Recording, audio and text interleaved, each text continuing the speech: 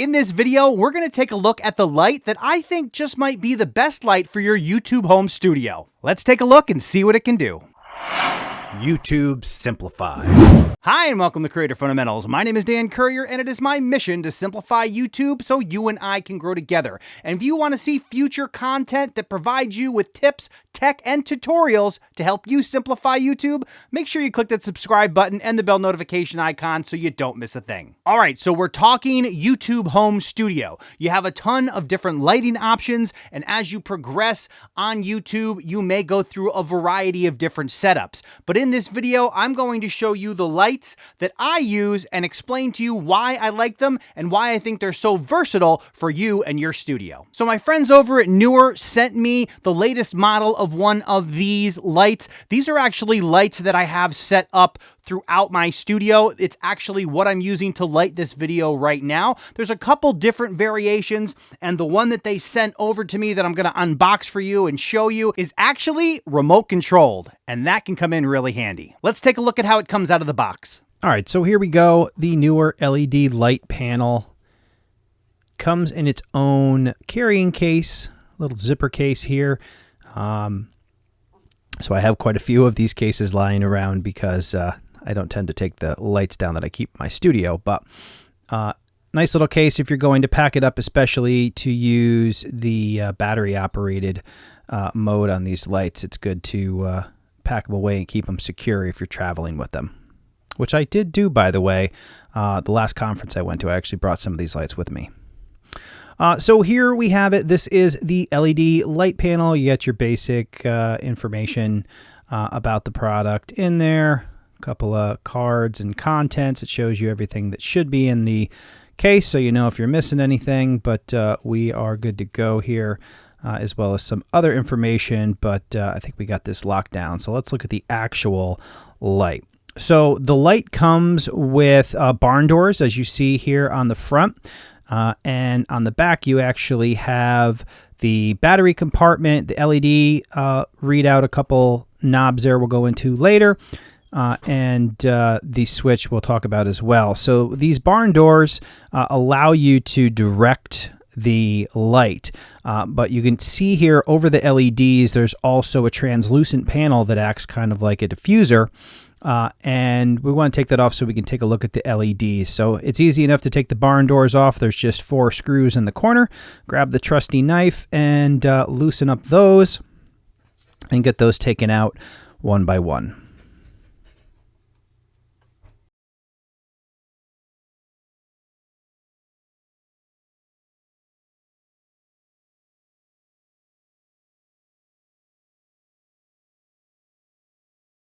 All right, so we've removed all 4 screws. The whole barn door comes off pretty straightforward like that. We can fold it up and put it out of the way so we can take a look at the light. And as you can see here, there's that plastic translucent panel that kind of tucks in on the top and bottom that you can use with or use the light with or without it. We're going to take it off so we can just check out the LEDs.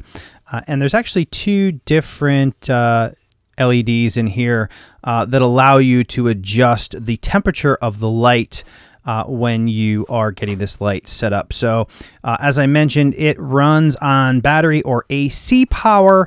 You can see here that it comes with the AC adapter, 2-part. Plug one end into the light, the other end into the outlet. Pretty straightforward there. And there is that beautiful remote. The idea that this particular light is remote controlled is really an attractive feature to me. We're going to take a look at that in just a bit, but let's clear this out and take a closer look at the light itself. All right, so here's the light. The back side of the light, as I mentioned, has a couple different features here. Here we're going to actually unravel the plug and use the AC power so we can take a look at the operation of this light. Couldn't be any easier to get familiar with this light, and obviously it is easy to adjust based on the lighting needs that you have. So we'll plug this guy in, we'll fire it up, and we'll see exactly what it can do for us in setting up the proper lighting situation for our YouTube home studio. All right, so plug it into the opening there just to the right of the switch. Now you'll see that the switch has multiple settings. The little double line to the left is to turn on battery power, which is what these two compartments are for. If you have it centered in the middle, then the light is off, and you can see on the right it says adapter. That is for the AC power. You click that on and you can see the light comes on, the LED displays, and it shows you the temperature of the light, the percentage of the battery. In this case, because it's AC power, it's just showing us 100%. But it has two, and as you can see there, it has swivels. You can just put your hand on each one of those knobs to tighten them once you place it where you want to, but it will rotate a full 360 degrees around that center point if you have the batteries in and you don't have, obviously, the AC plug in the way. But in this case, we are not going to give it that full rotation. Now it has a knob on the top. The knob on the top is the intensity of the light, and then the knob on the bottom is the temperature. So you can see you can go from that full white bright light to kind of a yellowish, duller look, depending on what it is that you're trying to accomplish with your lighting. Also mentioned that you can run this in battery power, so we unplug the AC. I have two batteries here. The batteries do not come with the light, but you can pick them up. There's a variety of different companies out there that make this type of battery. I'll put the specifics on the screen here so you can see the type of battery. But you can see once you put those two batteries in, you have a completely mobile light. You get a standard light stand to put this on. And you can bring this out in the field, wherever it is that you are trying to create content. So obviously super bright, kind of overpowers the field of view here, but it works just as magnificently with the battery power as AC power. So that's, just another reason this is such a versatile light. It is relatively, if you've ever worked with like the CFL bulbs and the big soft boxes, the footprint of this thing is just so small, you could literally throw it in its case and throw it in your suitcase. All right, so we don't want to leave out the best part in my mind, which is that remote control. So here is the remote. The remote itself has an on-off switch, and then it has controls that actually interact with the light. You have your on switch, and then the plus and minus arrow to adjust the light. That way, if you have it set up, especially like I do, where it's my key light and it's literally at just below the ceiling, all the way up the side of the wall and mounted, that you can make that adjustment without having to get out of your seat, which I think is a total game changer, and it's really going to help me kind of make those last minute adjustments if the lighting's not right. Depending on what I'm filming, am I wearing a hat or not wearing a hat? Am I wearing my glasses? Is there reflection on my glasses?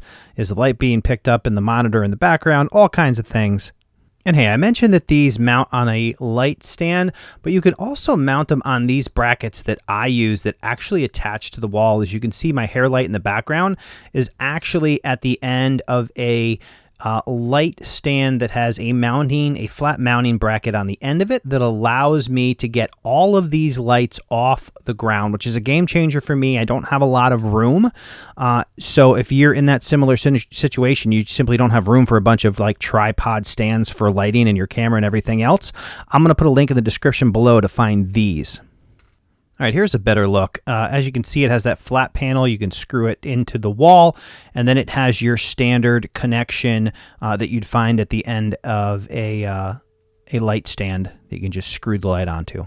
All right, so we got the overhead view. This is the light. This is what you're going to see. I'm going to hide my face so it's not focusing on me, but it is a sleek light system that you can use on AC power or batteries. The batteries do not come with it. This is what it's going to look like out of the box, but it's super versatile in terms of the different level of lights that you can get out of this thing. Plus, it has the barn doors, which come in really handy for redirecting the light, and it comes with the filter in here to give you a softer light, or you can take that off and, you know, get a much brighter light out of that. You could also buy third-party soft boxes. If you take off the barn doors on these, it actually fits around just this part that swivels. We're going to loosen these so I can show you. All right, so this part swivels like this.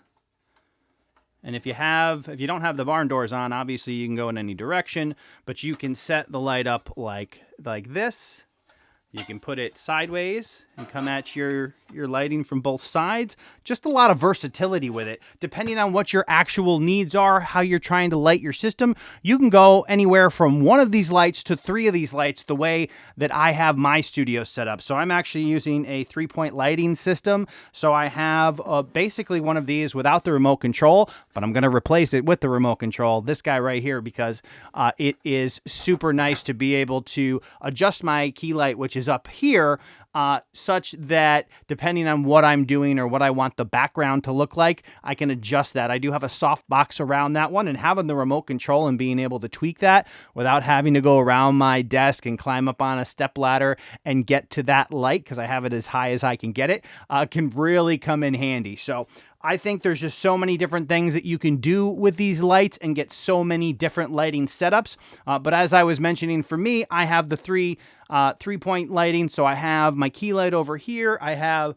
my fill light just up over here. And then I have a hair light above my head back here, just out of camera's frame. So, but you can get by with 2 of these. You can get by with 1 of these. It's a great, versatile light. And I was thrilled to receive one from Neewer, considering that I've been using these now for a few years, and I wanted to share it with you, and the kind people over at Neewer were good enough to send over this so I could show you guys what it looks like. I will put a link in the description below. You can pick these up on Amazon. If you're looking for a versatile lighting setup, I highly recommend these Neewer lights. You'll have all the details in the description below. I'll put the actual model of this one on screen as well. I believe it's the 660 LED light, and we'll give you all the specifics on how they reference it on Amazon. But you can't go wrong with this light. Like I said, I have 3 of them set up. I'm going to replace the one that's the farthest away with the remote controlled version that I just showed you, so I can make those adjustments without having to leave the front of the camera. Because I don't know about you guys, I don't have a ton of space. I have a tiny little studio here, and it's kind of a chore to get out from behind my desk, go over, climb up on a step stool, adjust the lighting and all that. So if you're looking for that versatile lighting system, I highly recommend these Neewer LED lights. Hey, let me know in the comments below how you light your videos currently, and whether you're looking to upgrade your home studio, or maybe you're looking to build a home studio. Also, let me know if you want to see more home studio content, and I'll be sure to get that out to you guys as well. I appreciate you watching this video. If you want to continue to simplify YouTube, don't let it end here. I'm going to put a playlist right here so you can continue to watch content that provides you the tips, tech, and tutorials to simplify YouTube. I'll see you in the next video.